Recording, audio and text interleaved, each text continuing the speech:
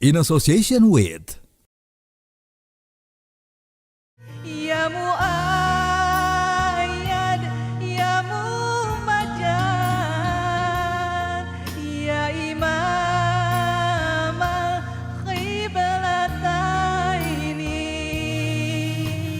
Ya Habib salam alaika, salawatullah alaika. Bismillahirrahmanirrahim. Assalamualaikum warahmatullahi wabarakatuh.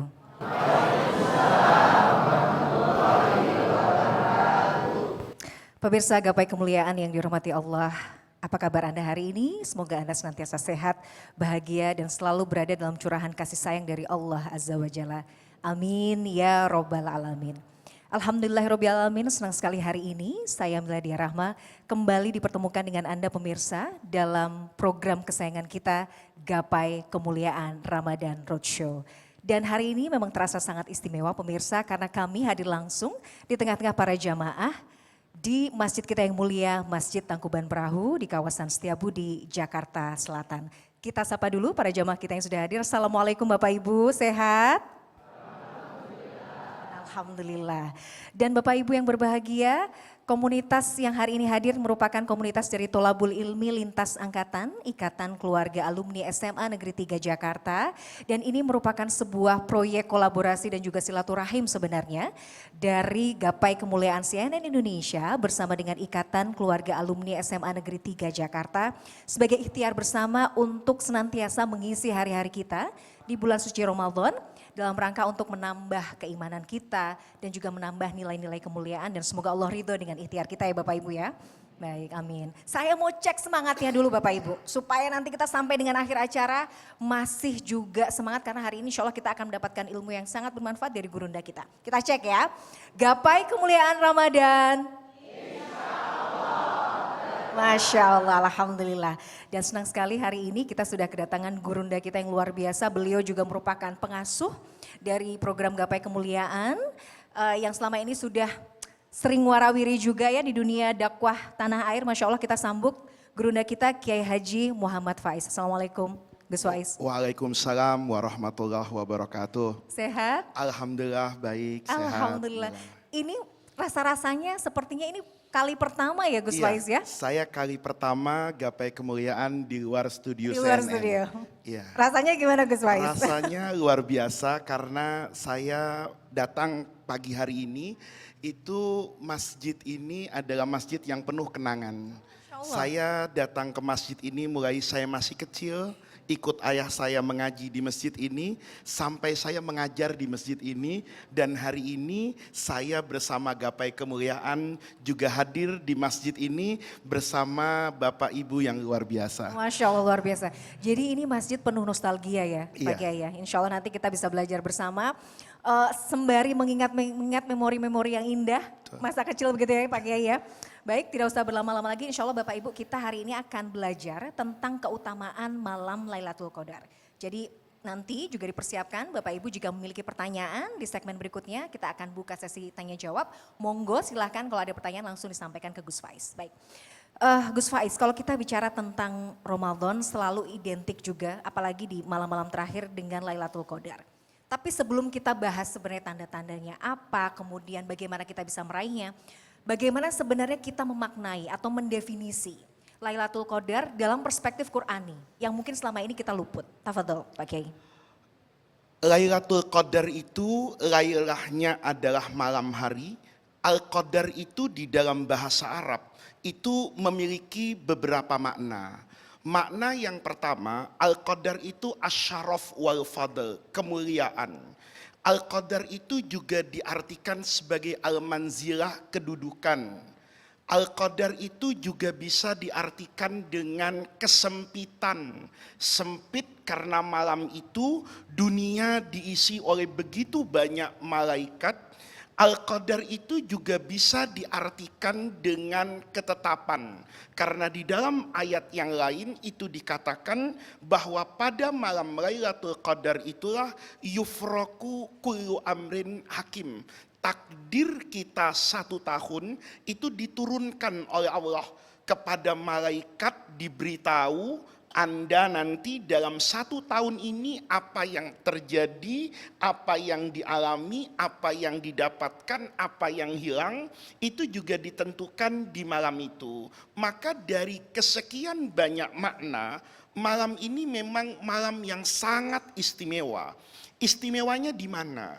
Ini adalah karunia terbesar yang Allah berikan kepada umat Rasulullah yang ditakdirkan tidak memiliki usia yang panjang.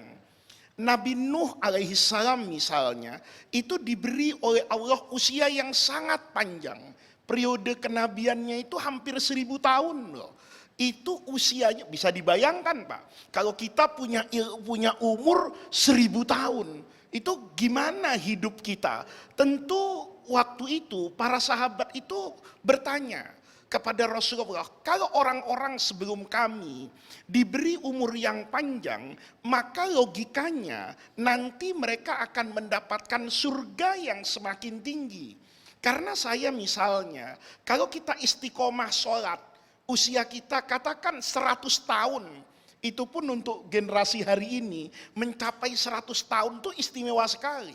100 tahun itu kan tidak mungkin juga 100 tahun itu diisi dengan sholat kan.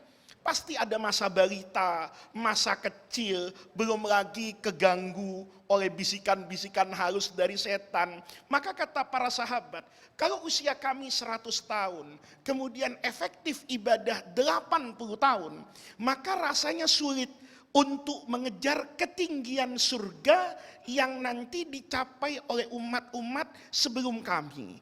Maka Rasulullah Shallallahu Alaihi Wasallam yang memiliki karakter bil mu'minin raufun rahim. Rasul itu nabi yang penuh kasih sayang. Mendengar curhatan umatnya, sahabatnya, bagaimana mungkin kami bersaing pahala kalau Nabi Adam umurnya sekian, Nabi Nuh sekian, Nabi Ibrahim sekian. Maka kemudian kata Rasulullah, saya akan adukan ini kepada Allah. Maka Allah kemudian turunkan malam yang namanya Lailatul Qadar. Kata Rasulullah, kalaupun kita tidak berumur panjang seperti generasi sebelumnya, tetapi kita diberikan kesempatan untuk beramal soleh bahkan yang lebih banyak dari umat sebelumnya. Kenapa? Kita ini kalau mau memahami Quran, itu harus memahami bahasa Arab, bukan sekedar bahasa Arab yang kita pelajari sebagai bahasa. Bahasa Arab itu tentu harus kita pahami, bukan saja bahasanya, tetapi kultur dan budayanya. Ketika Allah berfirman, Lailatul Qadri itu khairun, lebih baik, min alfi syahrin. Lebih baik dari 1000 bulan. 1000 bulan itu kata ulama, tidak kemudian artinya 1000. Tetapi artinya banyak banget. Karena orang Arab itu, kalau sudah mau mengatakan banyak, itu ngomongnya 1000. Karena dulu belum ada triliun nih Bu ya. Mungkin kalau orang Arab sudah ngerti triliun, ya, itu mungkin nanti logika bahasanya berbeda.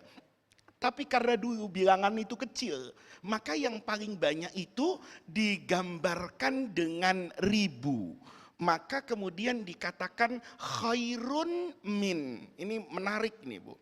Khairun itu lebih baik, min dari. Itu tidak menunjukkan kepastian, tetapi menunjukkan batasan minimal yang didapatkan itu lebih dari 1000 bulan. Kalau Allah mau ngasih amal soleh yang lebih baik dari 1 juta bulan, itu tidak ada yang kemudian bisa menafikan itu. Jadi Lailatul Qadar itu adalah gambaran kasih sayang Allah. Makanya kalau ada orang yang sampai Allah kasih sayang seperti itu, tidak bisa memanfaatkan, itu kan kalau bahasa Betawinya kebangetan, gitu ya. Kebangetan amat, kata Allah, saya kasih ini, ya kita bayangin ya, kalau akhir Ramadan, itu kan di pasar-pasar ada diskon kan. Tapi diskon itu kan rata-rata 50% gitu loh. Dari harga 100 turun jadi 50. Ini bisa kita bayangkan loh. Kalau orang dapatkan Lailatul Qadar sekali saja dalam hidupnya, itu logikanya dia masuk surga loh. Iya, kan kita ingat loh. Kalau kita beribadah malam itu, ibadah apapun yang kita lakukan.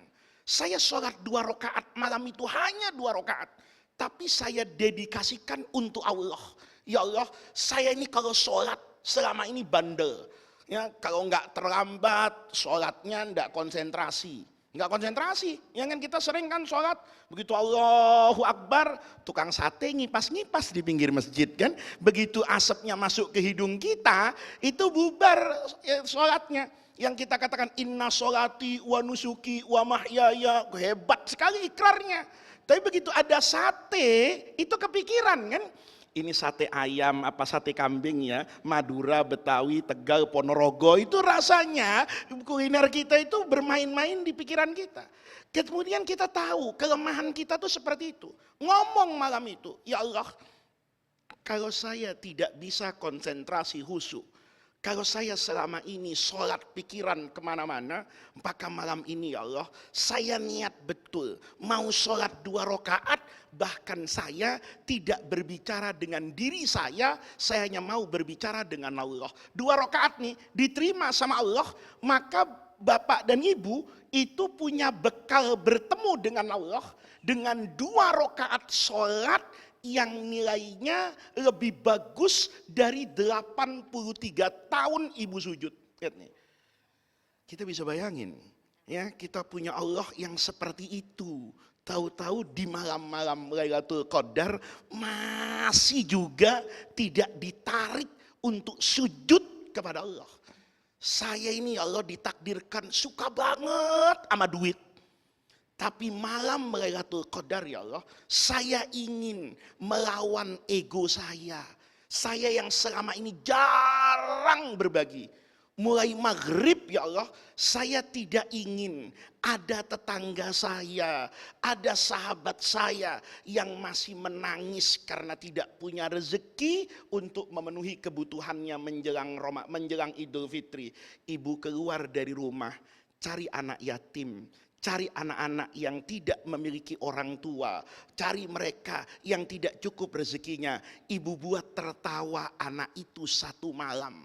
Nak, kamu selama ini saya lihat tidak pernah punya baju yang bagus.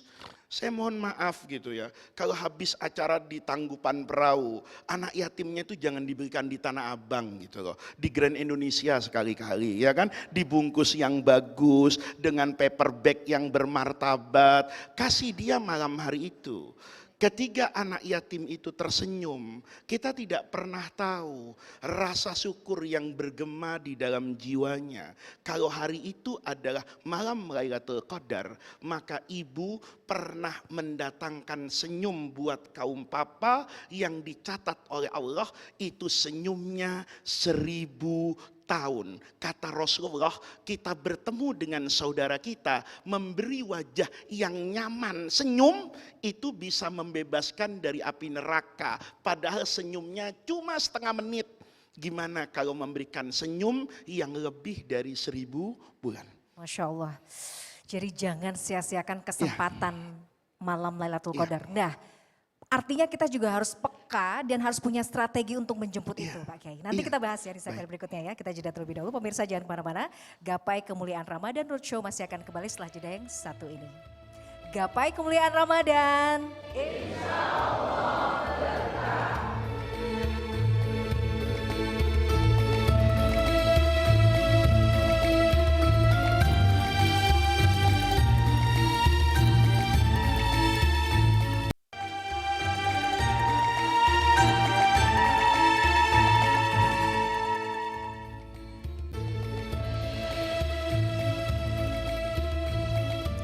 Gapai kemuliaan Ramadan. Insya Allah berkah. Terima kasih pemirsa, Anda masih bersama kami di Gapai Kemuliaan Ramadan Roadshow bersama para jamaah dari Ikatan Keluarga Alumni SMA Negeri 3 Jakarta. Di segmen kedua ini Bapak Ibu izin boleh Bapak Ibu jika memiliki pertanyaan untuk disampaikan kepada Ustadz, nanti akan diberikan penjelasan. Apakah ada yang ingin bertanya? Boleh angkat tangan? Oh ya, silahkan Ibu, boleh berdiri, disebutkan nama dan juga pertanyaannya. Assalamualaikum warahmatullahi wabarakatuh. Kiai, nama saya Yanti, alumnus SMA Negeri 3 tahun 87. Izin bertanya Kiai, saat kita berikhtiar ibadah Qiyamul Lail di malam Lailatul Qadar, bagaimana menghindari munculnya rasa ujub atau bangga diri, Kiai? Karena kadang saat kita sudah semalaman beribadah segala macam sampai subuh, lalu kita melihat saudara kita atau pasangan kita atau yang lain itu tidur gitu Ustaz. Lalu kita menganggapnya rendah gitu Ustaz. Kiai izin, bagaimana kita menghindari perasaan-perasaan itu Kiai? Terima kasih. Assalamualaikum warahmatullahi wabarakatuh. Waalaikumsalam warahmatullahi wabarakatuh. Terima kasih Bu Yati atas pertanyaannya. Bagaimana untuk menghindari rasa ujub Pak Kiai? Ini pertanyaan yang dulu juga sering saya tanyakan sama guru saya. Ketika saya tanyakan bahwa setiap manusia itu diciptakan oleh Allah dengan sifat-sifat yang melekat pada kemanusiaannya. Manusia itu suka dipuji. Siapa yang tidak suka dipuji? Saya rasa semua orang itu paling suka dipuji. Mau murid, guru, kiai, pedagang, siapapun. Maka rasa suka dipuji itu tidak dihukum oleh Allah. Karena memang dia asal kemanusiaan. Ini dulu waktu saya ngaji tasawuf, itu dikatakan al-fi'lul insani. Pekerjaan yang betul-betul manusia. Kayak saya nih misalnya, saya laki, ibu perempuan. Saya mendengar suara ibu sebagai manusia, enggak dosa. Jadi kalau ibu tanya sama saya, Pak Faiz, apa hukumnya? Misalnya nih ya, kalau saya sholat maghrib, perasaan sudah masuk rokaat ketiga, tapi saya ragu, kayak dua. Nanya, saya dengar suara ibu, itu hukumnya halal. Tapi kalau sudah, Pak Faiz sudah makan belum? Nah, yang kemudian suara ini saya banding-bandingkan dengan suara istri saya. Nah, ini yang kemudian menjadi dosa. Sebagai manusia, itu Allah sudah kasih hiasan dalam hidup ini. Selama itu adalah pekerjaan yang manusiawi, itu tidak dihukum oleh Allah. Yang Allah hukum itu apa? Bahasa Arabnya infial, reaksi dari aksi ini. Lihat nih, semua orang kalau sedang dalam keadaan baik, itu aksinya senang. Ibu misalnya nih, lagi sholat duha khusyuk, anaknya masuk, pasti ada rasa senang. Alhamdulillah lagi duha anak saya masuk. Coba lagi nonton sinetron kan gitu kan, lihat nih. Itu manusiawi. Tapi yang diminta oleh Allah reaksi setelah itu gitu loh. Kalau kemudian perasaan senang ini dipupuk dan dinikmati, itu yang jadi riya. Ya nih. Jadi begitu misalnya saya di masjid Tanggupan Perahu, itu niat sholat mau baca Qul huwallahu ahad. Tahu-tahu Mila masuk. Nah, saya kemudian, wah ini kebetulan nih biar kelihatan saya ini orang soleh yang asalnya kulhu saya roba al-baqarah gitu. Nah ini yang jadi apa ini? Riya. Tapi kalau saya kemudian merasa nyaman, merasa senang sebagai aksi manusiawinya, itu nggak apa-apa. Maka yang dilawan itu reaksi atas ini. Itu yang dituntut. Begitu kita merasa senang, merasa ujub, merasa tinggi hati, ini yang dipadamkan. Dengan apa memadamkannya? Dengan istighfar. Gitu loh. Nah, kalau kita bisa seperti ini, maka tidak akan ada hitungan apanya itu, riyaknya. Nah, kalau kita nikmati, itu nanti yang menjadi apa? Riya. Jadi yang pertama Ibu, lawan itu dengan istighfar. Astaghfirullah, astaghfirullah. Kemudian yang kedua, suasana. Jadi kalau kita memang suka dipuji, hindarkan keramaian. Gitu loh. Jadi kalau ibu nih misalnya tahu saya ini lemah iman, gampang terjerumus kepada riya dan ujub tinggi hati, maka lakukan ibadah itu dalam kesunyian, kesendirian yang bisa menjaga hati kita. Itu satu, dua. Yang ketiga, kalau ngelihat reaksi orang ini bagus, ya, ibu kemudian sholat, suaminya tidur. Gitu loh. Ini pasti akan mendatangkan sifat buruk nih. Ibu akan merasa menjadi perempuan suci, sementara memandang suaminya rendah. Menghilangkannya gimana kalau yang kayak gini? Pakai istighfar ya. Tapi yang kedua, berbaik sangka kepada orang. Ibu katakan, saya ini sholat tahajud malam ini karena takut sama api neraka. Karena saya ingat neraka, saya sholat. Sementara suami saya itu ingatnya sama rahmatnya Allah. Allah itu Ghafurur Rahim, ya. Allah itu kalau ngampuni dosanya semuanya. Maka suami saya ini sedang ingat dengan rahmat Allah, maka dia pulas tenang tidur karena merasa Tuhannya Ghafurur Rahim. Saya sholat karena saya ingat Allah itu Sadidul Iqab. Kalau hidup kayak gitu, Bu, hati kita itu bersih.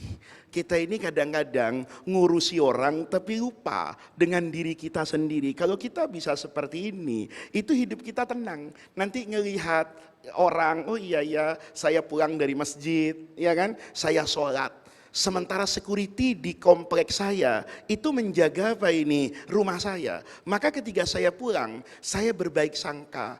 Alhamdulillah, engkau berikan saya kesempatan beribadah malam ini dengan sholat. Dan engkau turunkan rahmat kepada hambamu, beribadah dengan menjaga keamanan lingkungan saya. Seandainya bukan security yang menjaga rumah saya juga tidak tenang untuk melakukan ibadah malam. Kalau seperti ini, maka semua nanti akan mendapatkan rahmat Allah, surga Allah secara proporsional. Security masuk surga karena jaga malam, ibu masuk surga karena sholat malam.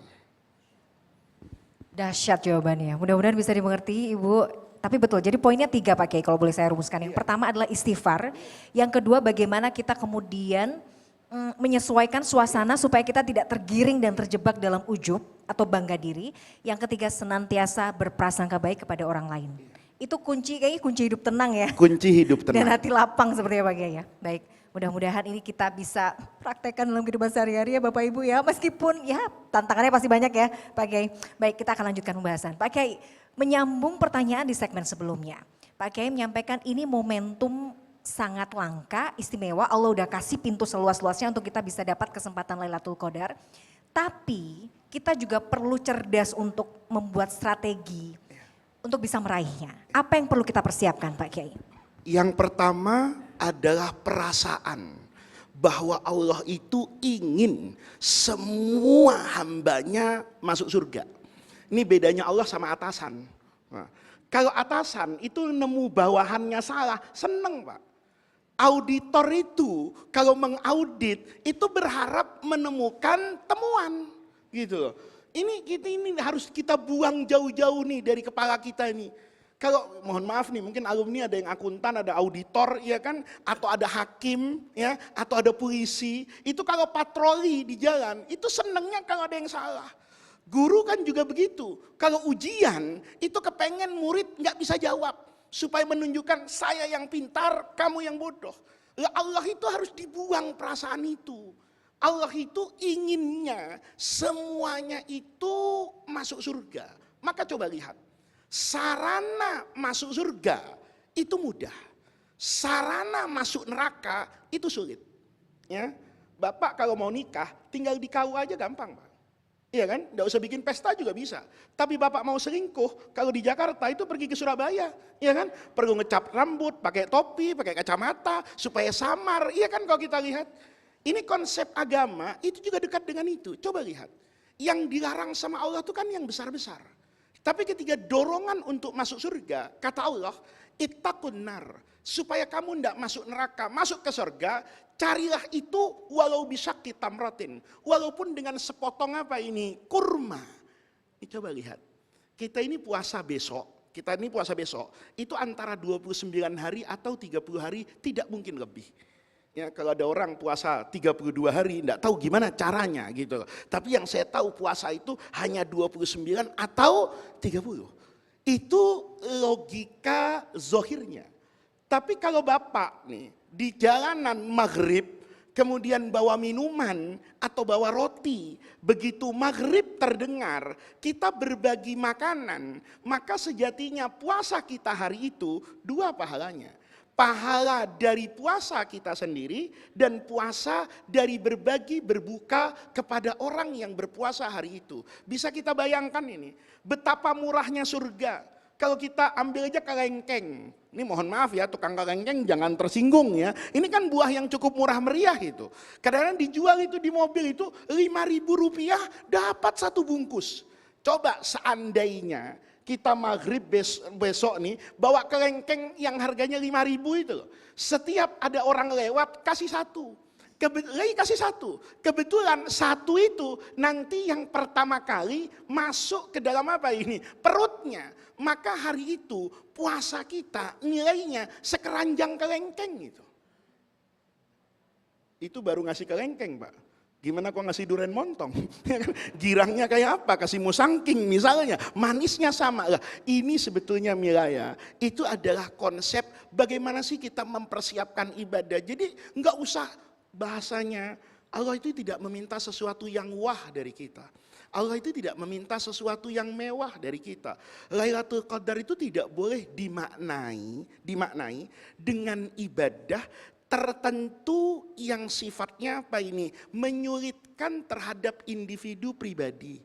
Ya, boleh jadi malam hari itu ada masinis nih Bu. Ada masinis yang harus membawa kereta api waspada. Ngasih semboyan 41, semboyan ini. Tahu-tahu masinisnya husuk malam Lailatul Qadar gitu loh. Zikir di lokomotif ini, ya kan? Atau bilang sama asistennya, saya tahajud dulu ya sebentar katanya. Kemudian dia baca Quran. Maka kita bisa bayangkan mara bahaya apa yang mengancam ratusan nyawa. Begitu di malam Lailatul Qadar, niatnya bagus. Orang-orang yang di belakang saya ini sedang mudik. Mudik tuh ngapain? Silaturahmi. Bawa cucu yang neneknya di Jawa Timur itu sudah kangen banget. Besok cucunya turun dari gerbong kereta api, neneknya jemput di stasiun, bahagianya kayak apa ya Allah. Itulah ya Allah niat saya malam ini bawa kereta api. Nanti itu masinis dapat Lailatul Qadar itu gara-gara nyupir kereta yang benar gitu loh. Jadi mengharapkan rahmat Allah. Allah itu maha kaya. Allah itu maha segala-galanya. Kalau Allah bisa memasukkan orang surga karena sholatnya, Allah juga bisa memasukkan pelacur, kasih minum anjing lagi. Ini saya maaf ya, bahasanya agak kasar nih supaya enak nyampein nih. Itu rumus matematikanya nggak ketemu itu. Ada pelacur kasih minum anjing sama dengan surga, Bu. Coba bayangkan. Itu kenapa? Itu karena rasa kepada Allah kan. Pelacur itu kan ketika ngelihat anjing, yalhath kata Rasulullah, lidahnya itu meler ke tanah, kehausan, min syiddatil atsi. Itu kata guru saya, pelacur itu raqat qalbuha itu, hatinya itu terenyuh.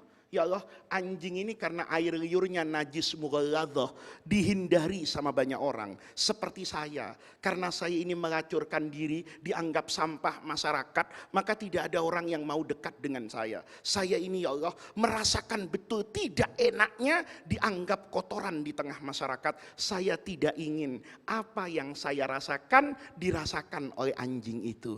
Dia copot sepatunya itu. Dia isi air, anjingnya minum sampai kenyang, fasyakarallah.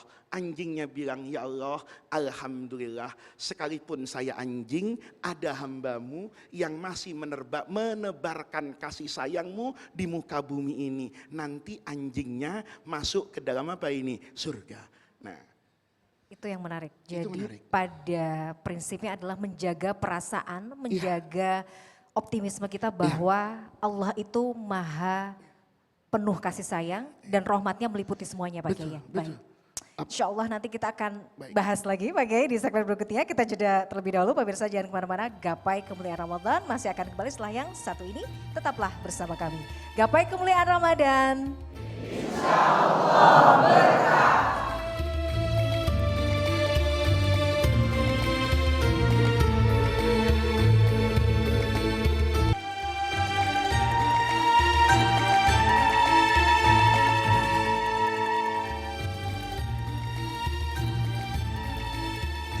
Gapai kemuliaan Ramadan, insya Allah berkah. Terima kasih Bapak Ibu para jamaah yang hadir dan juga pemirsa Gapai Kemuliaan. Anda masih setia bersama kami di Gapai Kemuliaan Ramadan Roadshow. Kita akan lanjutkan pembahasan kita. Di segmen 3 kita masih membuka kesempatan bagi para jamaah yang mungkin ingin menyampaikan pertanyaan kepada Kiai Faiz. Adakah Bapak Ibu yang mau bertanya? Oh silakan Bapak, boleh berdiri, disebutkan nama dan juga pertanyaannya. Assalamualaikum warahmatullahi wabarakatuh. Waalaikumsalam warahmatullahi wabarakatuh. Saya Mesar Abdullah, angkatan 385 Pak Kiai. Oke Pak Kiai, pertanyaannya adalah bagaimana dengan orang yang sepanjang Ramadan merasa gagal, tidak maksimal, penuh maksiat, dan baru sadar di malam ke-29. Apakah masih ada kesempatan untuk mendapatkan kemuliaan malam Lailatul Qadar, khususnya malam Lailatul Qadar? Itu aja. Terima kasih Pak Kiai. Assalamualaikum warahmatullahi wabarakatuh. Waalaikumsalam warahmatullahi wabarakatuh. Dengan Bapak Meizar Abdullah ya Bapak ya. Terima kasih atas pertanyaannya. Ya ini Pak Kiai pertanyaannya membuat saya geleng-geleng juga. Iya. Kalau kemudian orang merasa gagal selama bulan Ramadan. Tapi ingat ya Allah ini kayaknya saya udah menyia-nyiakan Ramadan di malam ke-29 Pak Kiai. Bagaimana apakah masih dapat kesempatan? Agama itu selalu mengajarkan tidak ada kata terlambat. Banyak sekali sahabat Rasulullah itu kalau yang dihitung dari aspek waktunya itu terlambat bersama dengan Rasulullah. Tetapi yang terlambat ini ketika dia mengoptimalkan kesempatan yang diberikan oleh Allah, beliau itu nantinya itu bisa mengalahkan yang jauh lebih senior. Kalau kita lihat misalnya Sayyidina Abu Hurairah itu masuk Islamnya sangat-sangat akhir. Berkumpul dengan Rasulullah itu hanya 2 tahun sekian bulan. Tetapi nanti sejarah mencatat Sayyidina Abu Hurairah yang namanya Abdurrahman bin Sakhr ad-Dausi ini sebagai sahabat yang paling banyak merekam hadis dari Rasulullah. Kenapa? Karena Sayyidina Abu Hurairah itu tidak memiliki pekerjaan apapun di Madinah. Maka beliau mendedikasikan waktunya untuk Rasulullah. Kemanapun Rasulullah pergi, itu Sayyidina Abu Hurairah selalu ikut. Nah, konsep ini yang bisa diamalkan. Walaupun sejatinya ini tidak boleh terjadi. Tapi kalau terjadi dari tanggal 1 sampai 28 itu tidak ingat kalau Ramadan gitu loh. Baru ingat Ramadan itu malam 29. Maka tidak ada kata yang terlambat. Tetapi buktikan penyesalan itu gitu loh. Jadi begitu malam 29 itu optimalkan betul. Begitu malam 29 dan rasanya semua kantor, semua pekerjaan sudah libur di situ kecuali CNN Indonesia belum libur itu Pak. Tapi semua orang rata-rata itu sudah apa ini? Sudah libur. Maka di malam 29 itu katakan kepada hatinya, bukti saya menyesal ya Allah. Maka begitu penyesalan ini terwujud, anak saya malam hari itu ngajak belanja ke mall. Saya katakan kepada anak saya, nak, Bapak membersamai kamu ke pasar itu sudah bertahun-tahun. Izinkan Bapakmu nak malam hari ini membersamai hati pulang kepada Allah Subhanahu wa ta'ala. Ada usaha yang menunjukkan penyesalan atas waktu yang tersia-siakan. Kalau itu terjadi, maka di sini husnun niatnya itu terbukti. Motivasinya ini terbukti, bukan taubat sambal nih, ya. Tapi betul-betul ada dorongan, ada reaksi yang kuat begitu sadarnya maghrib, ya. Habis maghrib yang biasanya senyumnya hilangkan, Pak. Ya, yang biasanya ngopi dulu, katakan kepada kopi, kamu sudah menemani aku pagi, siang, dan malam. Hari ini cerai sebentar ya kopi, ya. Tapi cerainya rujuk kok nanti. Rujuknya kapan? Setelah Ramadan. Ngopinya dikurangi. Bilang selamat tinggal sama iPhone dan Samsung. Ya, malam ini Samsung, ya, kamu di sini aja ya, di rumah ya. Saya mau ke Masjid Tanggupan Perahu. Saya mau memutuskan hari ini tidak lagi memegang Samsung, memegang iPhone, memegang apapun. Saya sudah pegang kamu setiap waktu. Hari ini izinkan saya memegang kebersamaan bersama dengan Allah. Kalau seperti itu, yakin Bapak Ibu, rahmat Allah itu jauh lebih luas dari apa yang bahkan kita bayangkan. Masya Allah, mudah-mudahan bisa menjawab Bapak. Jadi poinnya adalah membuktikan komitmen kita, Iya. menyesali, dan itu tadi, berharap terus rahmat Allah akan datang Iya. kepada kita ya Pak Betul, Kiai. Baik. betul. Kita masih memberikan satu kesempatan lagi kepada Bapak Ibu. Jika masih ada yang bertanya boleh diangkat tangannya. Oke, Bapak silakan. Disebutkan namanya dan pertanyaannya Bapak. Bismillahirrahmanirrahim. Assalamualaikum warahmatullahi wabarakatuh. Perkenalkan, Waalaikumsalam. nama saya Andri Bernawi atau Didit dari Angkatan 88. Izin bertanya Pak Kiai, pada bulan Ramadan Rasulullah SAW melakukan iktikaf dengan mendirikan tenda di dalam masjid. Nah ini untuk kita sebagai pengikutnya mencontoh Rasulullah SAW, apakah juga harus melakukan iktikaf selama bulan suci Ramadan dengan mendirikan tenda di dalam masjid juga, atau bagaimana memahaminya? Terima kasih. Assalamualaikum warahmatullahi wabarakatuh. Waalaikumsalam warahmatullahi wabarakatuh. Terima kasih Pak Didit atas pertanyaannya. Saya rasa cukup relate karena saya pernah juga melihat Pak Kiai ada memang masjid yang kemudian memperbolehkan. Jadi ada kemudian para jamaah yang beriktikaf itu mendirikan tenda juga. Bagaimana sebenarnya kita memaknai hal ini? Saya suka sekali dengan Pak Didit terakhirnya tadi itu. Atau bagaimana memahaminya. Ini penting. Karena tidak semua yang dikerjakan oleh Rasulullah itu boleh saya kerjakan. Ada yang Nabi kerjakan haram saya kerjakan. Ada yang Nabi tidak kerjakan mungkin untuk ukuran sekarang itu justru wajib kita kerjakan. Rasulullah itu ketika itikaf itu membangun tenda. Apakah semua pekerjaan Rasulullah di Ramadan di luar harus saya ikuti? Rasulullah juga Pak, kalau adzan maghrib tidak selalu berbuka. Kadang-kadang puasanya Nabi sampai 3 hari. Tapi kita umatnya dibalik. Begitu dengar azan malah disuruh cepat-cepat berbuka. Kalau enggak berbuka itu bukan orang soleh itu. Orang enggak ngaji. Gitu loh. Begitu azan maghrib kata temannya ayo buka. Sorry ya. Dunia terus diingat. Gue puasanya 3 hari. Loh, ngomong puasa 3 hari itu bukan soleh. Enggak ngerti agama. Puasa 3 hari itu boleh untuk Rasulullah, tetapi tidak boleh untuk kita. Kenapa? Karena Nabi kalau puasa 3 hari itu biasa aja. Kita puasa 3 hari ngomel. Gini amat ya cari surga, susah banget. Yang begini ini Allah enggak mau gitu loh. Maka tidak semua yang dikerjakan oleh Rasulullah itu boleh dikerjakan oleh kita. Nabi Muhammad itu Pak, istrinya berapa? Nah, Bapak? Nah itu jawab sendiri kan. Bapak itu 1, 4 tuh kalau berani kan begitu kan. Dan kalau 3, ya itu logika. Kalau semua yang dikerjakan Rasulullah itu harus saya kerjakan, agama itu rusak. Maka nanti pekerjaan Nabi itu oleh ulama dibagi-bagi. Pekerjaan Nabi sebagai Nabi, pekerjaan Nabi sebagai suami, pekerjaan Nabi sebagai hakim di pengadilan, pekerjaan Nabi sebagai panglima perang, itu dibeda-bedakan. Makanya nanti semua yang Bapak lihat dalam hadis, itu harus tanya sama ulama, tanya sama kiai. Sama dengan Bapak ke apotik, itu ada obat semua jelas tuh. Tapi untuk mengkonsumsinya, Bapak butuh petunjuk dokter. Jangan sampai apoteker merangkap dokter. Apoteker tahu obat ini untuk penyakit ini. Tetapi dokter tahu kalau ini diberikan kepada pasien yang ini, maka obat yang baik reaksinya menjadi tidak baik. Agama juga gitu. Ini Bapak, kenapa Rasulullah dulu itu membangun tenda di masjid?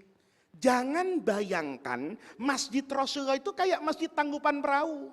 Jangan bayangkan masjid Nabi itu kayak masjid Nabawi sekarang. Enggak begitu. Masjid Rasulullah itu dulu sederhana. Orang bisa lewat, unta juga bisa datang ke situ. Maka sahabat dulu itu kalau sholat tuh pakai sendal.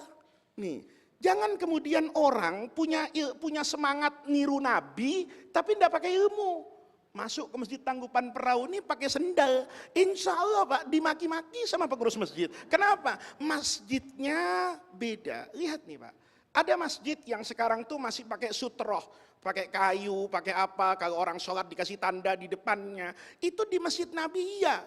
Karena di Masjid Nabi itu nggak ada batasannya. Dindingnya pun nggak ada Pak. Cuma ada pohon kurma di pojok sana, pojok sana, pojok sana. Maka orang itu tidak biasa untuk kemudian menghindari itu. Jadi kalau rumahnya di sana, dia mau ke sana, ya lewat di dalam masjid Pak. Kenapa? Karena memang terbuka, maka perlu namanya sutroh untuk menunjukkan kehormatan tempat sholat. Saya ini sholat dari sini sampai sini. Kamu lewat ke sana kan bisa, tidak perlu lewat di depan saya. Dikasih batas. Sekarang batas itu sudah diwakili oleh Al-Mukarram karpet ini Pak. Ya, sudah ada garisnya, sudah ada softnya, maka itu tidak lagi dibutuhkan. Kenapa tenda itu dibutuhkan? Karena Masjid Rasulullah itu tidak ada atapnya. Kalau iktikaf mungkin siang kepanasan, mungkin malam kedinginan, atau ada kemungkinan hujan turun.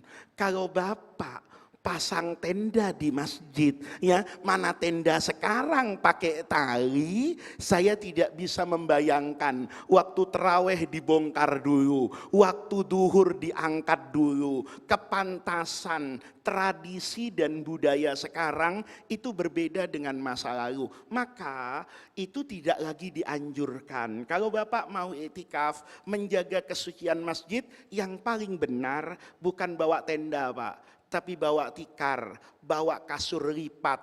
Mohon maaf ya, kalau nanti tidurnya ngiler, itu tidak kemudian diwariskan kepada orang yang sujud di situ.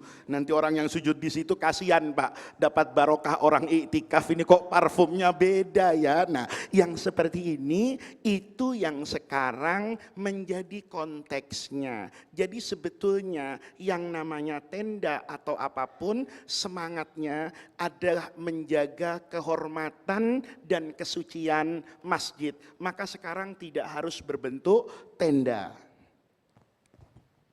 Terima kasih Pak Kiai atas jawabannya, mudah-mudahan bisa dimengerti. Kita lanjutkan pertanyaan Pak Kiai terkait tadi ada strategi yang mungkin harus kita lakukan untuk bisa meraih keutamaan dan juga kemuliaan malam Lailatul Qadar. Yang pertama, poin yang tidak bisa kita bantah adalah menjaga perasaan kita untuk tetap berprasangka baik atas rahmat dari Allah. Tapi kemudian Pak Kiai, pertanyaan kita, terus kapan? Memang kan misteri kapan persisnya waktu malam Lailatul Qadar kan kita tidak pernah tahu Pak Kiai. Adakah tanda-tandanya ataukah kita punya kemampuan untuk melihat mungkin ini? Kapan ya? Iya. Tanda-tanda itu disebutkan oleh para ulama.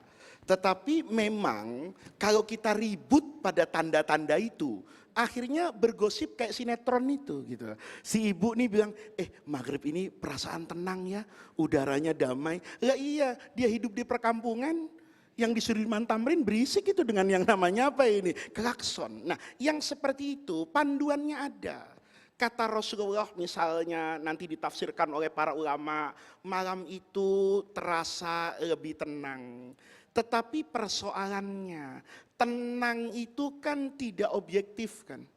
Orang tertentu merasa itu tenang, orang lain merasa itu tidak tenang. Besok paginya, ini tandanya, itu matahari bersinar terang tetapi tidak menyilaukan.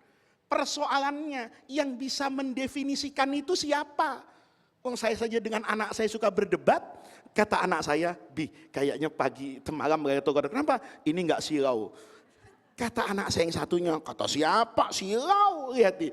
Akhirnya apa? Enggak jadi baca Quran tadarus, ribut soal apa ini, silau atau tidak silau. Nah, tanda itu juga bagian dari rahmat. Tetapi yang ingin kita sampaikan bahwa Allah Subhanahu wa taala itu sering menyembunyikan sesuatu itu karena hikmah yang luar biasa. Ya, dulu ada nasihat tuh Mila. Kayaknya di Gapai Kemuliaan itu ada juga pernah dibahas. Allah itu menyembunyikan banyak hal dalam hidup ini agar manusia itu tumbuh menjadi orang yang baik. Contohnya apa? Wali, kekasih Allah. Itu nggak pernah Allah bilang, si A ini kekasih saya, si B ini musuh saya, nggak pernah. Agar kita selalu berhati-hati apabila bertemu dengan orang. Agar dalam hidup ini kita belajar tidak mudah untuk merendahkan orang. Kita tahunya nih, kalau saya karena ngasih materi di sini, ustadz. datang ke masjid dihormati. Padahal saya datang ke sini untuk cari popularitas, Pak. Mudah-mudahan followers semakin banyak, TikTok semakin ini, kan begitu kan? Sementara ada muadzin di masjid ini, Pak, yang tidak pernah berharap dari teriakannya hayya 'alas shalah kecuali agar azan tetap berkumandang di Jakarta. Kita tidak pernah tahu, jangan-jangan suara azan dia setiap subuh itu harganya di sisi Allah jauh lebih tinggi dari nasihat yang saya sampaikan, karena kemunafikan digapai kemuliaan. Maka Allah tidak jelaskan agar kita biasa menghargai semua orang. Allah sembunyikan Lailatul Qadar itu dari kasih sayangnya Allah. Kalau Lailatul Qadar dikasih tahu, ya udah jelas targetnya. Ya itu tadi, Pak, ingatnya tanggal 29. Oh, malam 29 nih malam ganjil. Ini aja kata Allah Lailatul Qadarnya 29. Apa yang terjadi? Dari tanggal 1 sampai tanggal 28 tidur. Kapan bangunnya? Malam 29. Maka keindahan itu tidak didapatkan. Kita ini, Pak, biasa kebahagiaan kemenangan tuh karena usaha kan. Saya pernah nonton sepak bola tuh tahun 99 ya di Barcelona. Itu yang main Manchester United lawan Bayern Munchen. Ya, itu final Liga Champions 99. Itu luar biasa. MU itu kalah dari menit ke-6.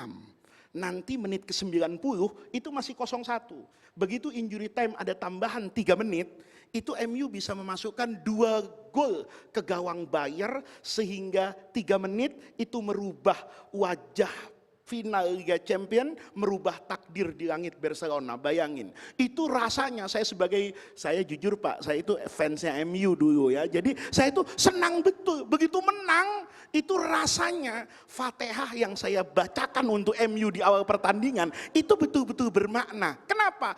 84 menit saya dibully oleh teman saya karena MU 0-1. Begitu 3 menit terakhir menang jadi 2-1, itu subhanallah, ada rasa yang luar biasa. Itulah makna usaha dalam setiap pekerjaan, dan itulah makna ketabahan dan kesabaran dalam beribadah. Allah rahasiakan supaya orang semakin banyak pahalanya. Bukan cuma dapat khairun min alfi syahrin saja, tapi dapat malam yang non Lailatul Qadar, tetap dapat malam yang bukan malam ganjil bahkan, maka pahala kita itu akan semakin tinggi, dan kelakuan kita akan menjadi semakin baik.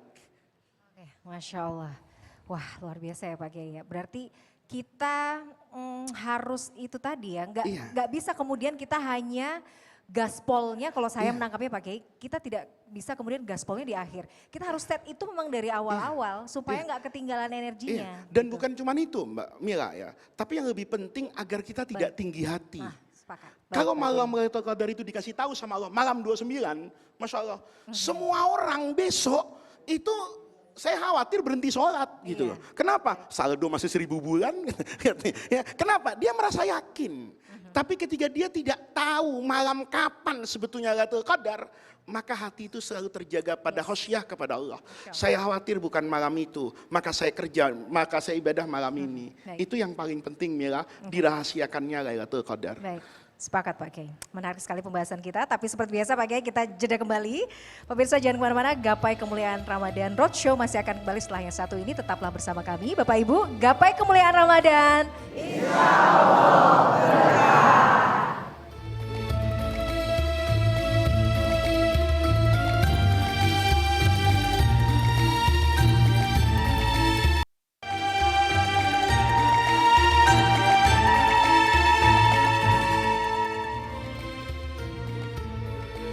Gapai Kemuliaan Ramadan, Insya Allah berkah. Terima kasih pemirsa Gapai Kemuliaan, Anda masih setia bersama kami. Kita akan lanjutkan pembahasan kita Pak Kiai. Ada doa yang secara spesifik dari baginda Rasulullah SAW yang kemudian diajarkan kepada Sayyidah Aisyah radhiyallahu anha ya. Dan ini seringkali memang kita biasa melafalkan ini di akhir Ramadan biasanya, di hari-hari terakhir. Nah sebenarnya saya kadang bertanya, ini kan terkait afuun ya, maaf gitu ya. Apa ya hakikat, kenapa kemudian Rasulullah menyuruh kita untuk melazimkan bacaan doa ini? Sebenarnya hakikat dibaliknya apa Pak Kiai? Hakikatnya adalah keterbatasan manusia kalau dibandingkan dengan karunia Allah. Kita ini kan biasa Bapak, kalau ada baju harganya 100.000, maka baju itu bisa kita tebus kalau kita memiliki uang 100.000. Kalau kita menaiki ongkos kendaraan untuk sampai ke satu tempat, itu biayanya 1 juta, maka kita tidak akan mungkin sampai ke sana kecuali kita memiliki uang 1 juta tersebut. Kita bayangkan hari ini, surga yang dijanjikan oleh Allah itu berbanding enggak dengan sholat yang kita kerjakan kepada Allah. Surga yang akan Allah berikan kepada kita itu sejatinya sepadan enggak sih dengan puasa yang kita lakukan? Karena kita selalu sadar bahwa apa yang Allah berikan kepada kita itu jauh lebih baik dari apa yang saya persembahkan kepada Allah. Sementara di dunia ini itu dibangun dengan kesepadanan. Kalau ini sepadan dengan 100.000, saya berikan 100.000, maka dia dikatakan sudah sepadan. Kalau menaiki kendaraan ini wajarnya bayar 2 juta, maka ketika saya membayar 2 juta, itu bahasa mudahnya impas. Tetapi Allah memberikan kepada kita itu begitu banyak nikmat yang kalau nikmat itu Allah angkat satu saja, itu hilang Pak. Contoh kemarin ketika corona, COVID itu, kata teman saya yang ahli virus itu seandainya virus corona dikumpulin sedunia, mungkin dalam 1 botol mineral itu cukup. Virus yang kecil tapi mematikan, itu membuat tatanan dunia itu berantakan. Teknologi yang dibangun manusia hebat, bandara yang canggih, pesawat yang bisa memperpendek jarak, itu tidak berdaya di hadapan apa itu? Corona.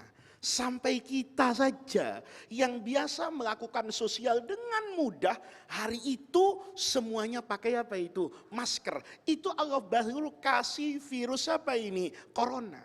Kita ini bisa berbuat apa saja, menciptakan apa saja. Semua yang Allah buat, itu kita coba untuk kita lawan. Allah menciptakan panas, manusia membuat AC. Coba lihat ini. Allah menciptakan jarak, manusia menciptakan transportasi. Ini kan sebetulnya ingin melawan apa ini? Allah. Tapi pada titik tertentu ada kok yang tidak bisa diapakan itu, dilawan. Apa contohnya? Air. Ibu masuk ke rumah yang bagus kayak apapun, apartemen yang bagus kayak apapun, hotel yang mewah kayak apapun, tidak ada airnya, pindah ke musola Pak. Ya kan? Walaupun musola tapi ada airnya. Kecanggihan manusia sampai hari ini itu tidak bisa menciptakan air. Masjid ini ada AC-nya, tapi saya yakin setiap waktu tertentu filternya harus dibersihkan. Sementara paru-paru kita, mohon maaf, ngupil aja udah bersih itu. Ya, kita ngupil, kita tarik kotoran itu, nariknya pun nikmat Bu ya, mohon maaf ya. Ngupil itu kan waktu kita sekolah, ya generasi kita ini mungkin masih generasi yang naruh upil di bawah meja itu kan.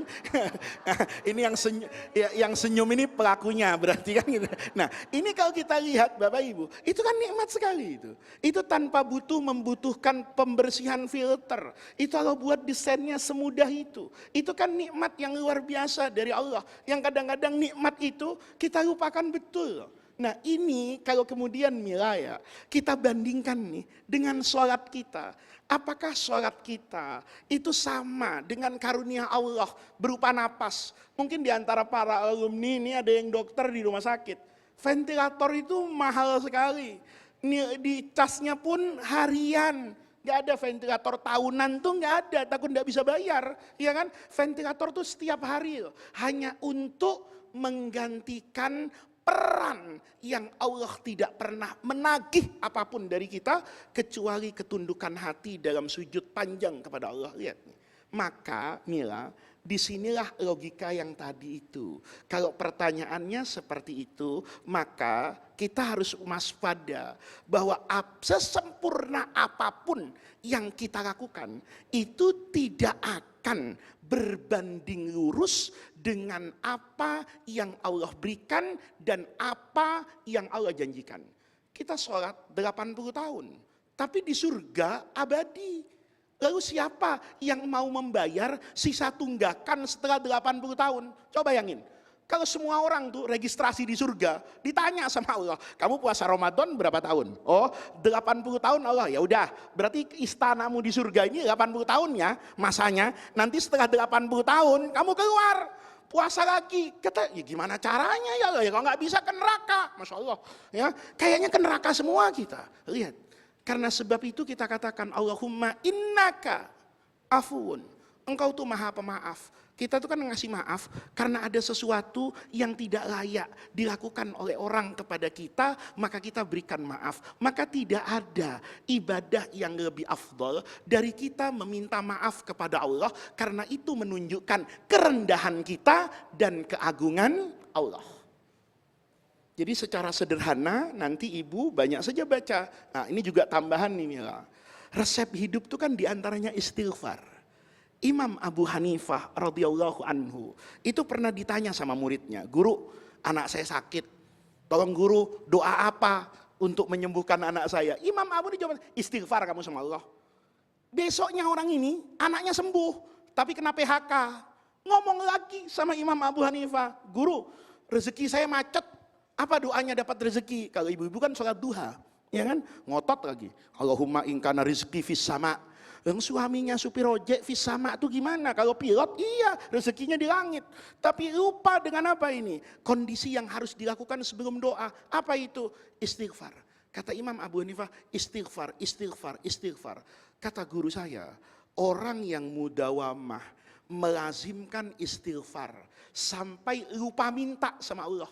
Nih, kalau kita ingat mintanya, lupa istighfarnya. Ini kalau sudah Ramadan, Masya Allah, doanya di malam 27, itu kayak belanja bulanan Bu. Dicatat satu-satu itu. Allah saya minta ini, tapi lupa istighfar. Kata guru saya, orang yang mulutnya setiap hari basah oleh istighfar, yang hati dan di pikirannya itu hanya dipenuhi keinginan mendapatkan ampunan dari Allah, sampai lupa minta, itu Allah akan memberi kepada orang itu jauh lebih baik dari apa yang dia minta. Tapi ingat, yang diberi oleh Allah baik itu jangan diartikan pakai logika manusia. Nah, kalau ibu saya tanya, apa yang baik? Yang baik itu Pak, rumah di Menteng, gaji suami 10 miliar, kan gitu. Lah, kalau arti baik begini, ya kan belum tentu juga baik Bu. Ibu kalau suaminya Bu, gaji sebulan misalnya 10 juta, tahu-tahu sebulan 10 miliar. Saya yakin laki-laki hari ini yang dipikirkan bukan umroh, bukan nyumbang masjid, kawin lagi gitu loh. Nanti kalau sudah kawin lagi baru ibu, ya tahu gitu nggak saya doakan. Nah kan nggak lihat nih, kita nggak tahu kan, boleh jadi dalam kekayaan ada kebaikan, tapi boleh jadi dalam rasa sakit itu sejatinya Allah sedang memberikan kedamaian. Maka dawamkanlah minta istighfar. Di Ramadan ya, haruskan, mau malam Lailatul Qadar, mau malam Kemis kek, mau malam apa, Allahumma innaka afuun. Ini redaksi hadisnya nih. Engkau itu maha pemaaf. Ditambahin sama sebagian ulama, karimun, yang maha dermawan, nggak suka ngitung-ngitung. Ya, kadang-kadang kan suami ibu kayak BPK. Ya kan? Uang belanjanya diaudit, ditanya satu-satu. Itu bukan suami yang karim. Kalau suami yang karim itu ngasih uang tidak meminta pertanggungjawaban. Allah itu Allahumma innaka afuun. Engkau itu maha pemaaf. Sudah maha pemaaf, maha dermawan lagi. Maka hari itu kita akan menjadi hamba yang tunduk kepada Allah. Jadi Allahumma innaka afuun Tuhibbul afwa fa'fu anna. Luar biasa. Aduh, rasanya mau lanjut Pak Kiai, tapi apa daya waktu kita terbatas. Jazakallah khair Pak Kiai atas ilmunya hari ini, banyak manfaat, banyak insight yang kita dapatkan. Mudah-mudahan kita bisa meraih kemuliaan malam Lailatul Qadar, Bapak Ibu ya. Kita bisa menjadi pribadi yang menang jasmani rohani setelah selesai Ramadan. Amin ya rabbal alamin. Dan pemirsa yang dirahmati Allah, tidak terasa kita telah sampai di penghujung program Gapai Kemuliaan Ramadan Roadshow hari ini. Mudah-mudahan apa yang kita ikhtiarkan hari ini membawa kebaikan, membawa ilmu yang bermanfaat, dan Allah Azza wa Jalla senantiasa mudahkan langkah kita untuk bisa menuntut ilmu dan juga mengamalkannya. Amin ya robbal alamin. Sekali lagi saya mengucapkan terima kasih atas perhatian Anda pemirsa Gapai Kemuliaan Ramadan di rumah, dan juga tidak lupa pula kepada para jamaah yang sudah hadir hari ini dari komunitas Teladan Tholabul Ilmi Lintas Angkatan, Ikatan Keluarga Alumni SMA Negeri 3 Jakarta. Terima kasih Bapak Ibu selalu setia selama weekend, selama bulan Ramadan bersama kami dengan Gapai Kemuliaan Ramadan ini. Mudah-mudahan kita bisa lanjut lagi ya silaturahminya. Dan pemirsa izinkan saya Miladia Rahma dan juga gurunda kita Kiai Haji Muhammad Faiz undur diri. Insya Allah kita akan bertemu pada lain kesempatan. Mari kita tutup majelis kita yang mulia ini dengan doa kafaratul majelis. Subhanakallahumma wa bihamdika asyhadu an la ilaha illa anta astaghfiruka wa atubu ilaik. Wassalamualaikum warahmatullahi wabarakatuh. Salatullah, salamullah, ala Toha Rasulillah. Salatullah, salamullah, ala Yasin Habibillah. Awassalna bismillah wa bil hadi Rasulillah wa kulli mujahidillah bi ahli badri ya Allah.